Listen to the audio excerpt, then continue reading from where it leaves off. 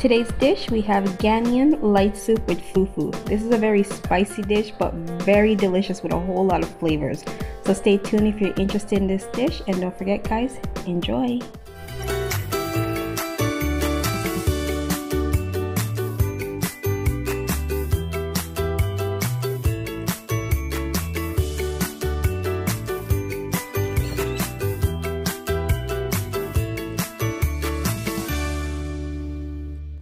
Alright guys, so for this dish, here are a few of our ingredients. And for this dish, you'll need 3 onions, 3 tomatoes, tomato paste, beef stock cubes, 2 Scotch Bonnet Pepper, 1 carrot, and about 1.5 zucchini. But if you have the big zucchini, you can just cut that in half. And you need salt and you need meat. Here I have some chicken breast cut up and a little bit of this might not sound too appetizing to you guys, but this is like goat stomach. It's actually really good. I actually tried it in a Ghanian soup dish and it was really good. It's very chewy and it's actually very yummy. So, and you can also use fish, but I'm not going to use any fish today. So these are my ingredients. So let's get this dish on the go. Alright, so to start, I'm going to add my veggies to a pot of boiling water, and I'm going to leave these to cook just until they're soft, and then we're going to blend them. And then I'm going to go ahead and add my meat in this other pot of water here, and then we're just going to put these to boil.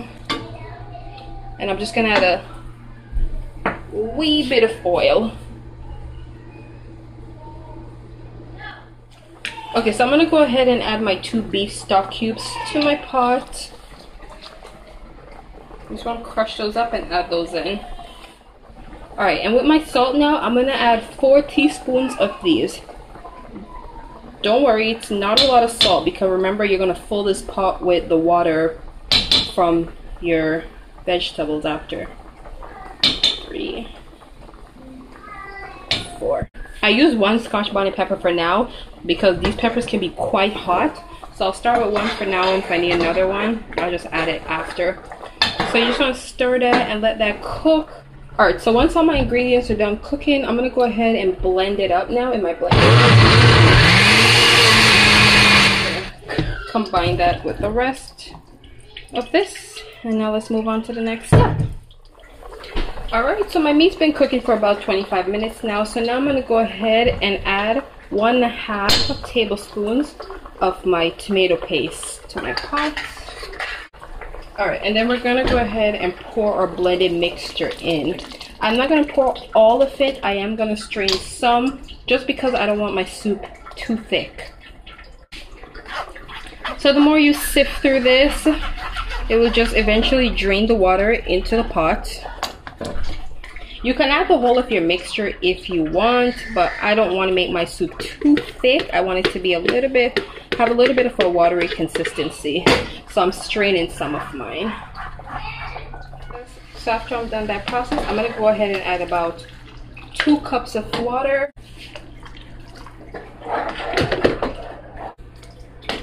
And then you just want to go ahead and cover this and let it cook for about 30 minutes.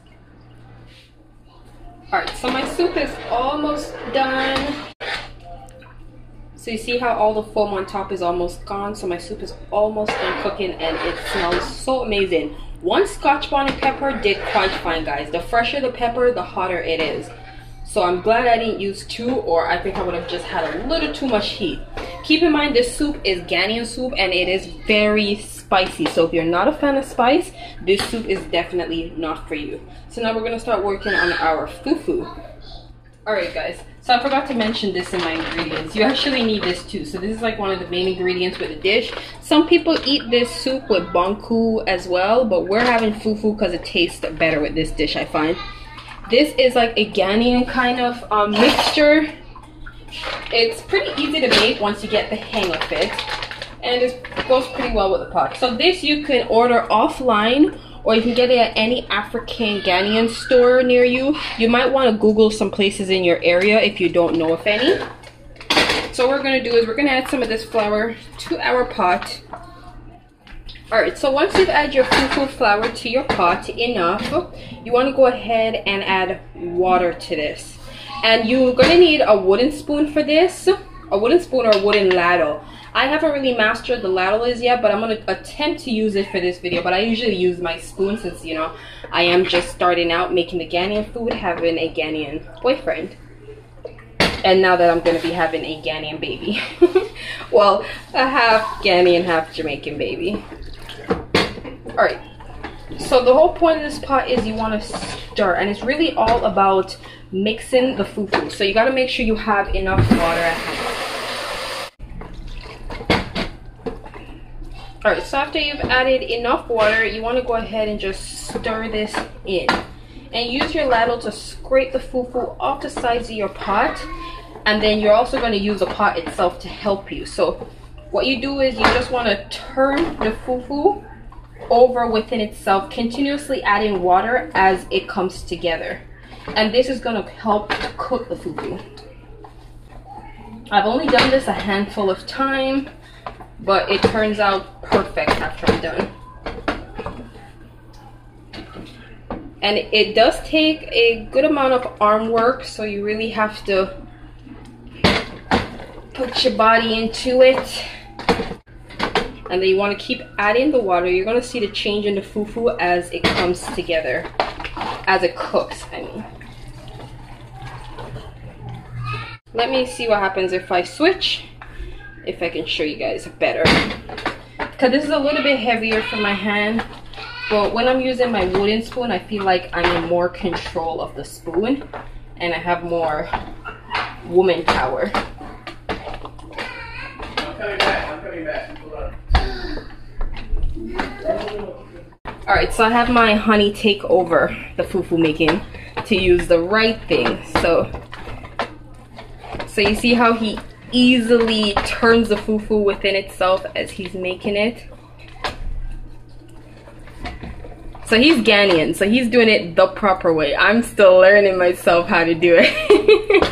Alright, so you see how he keeps bringing it together? Because fufu has starch, so it takes in a lot of water. So you constantly always have to have like a jug of water with you, because it will not cook and it will not come out right if you do not continuously add water until it's ready.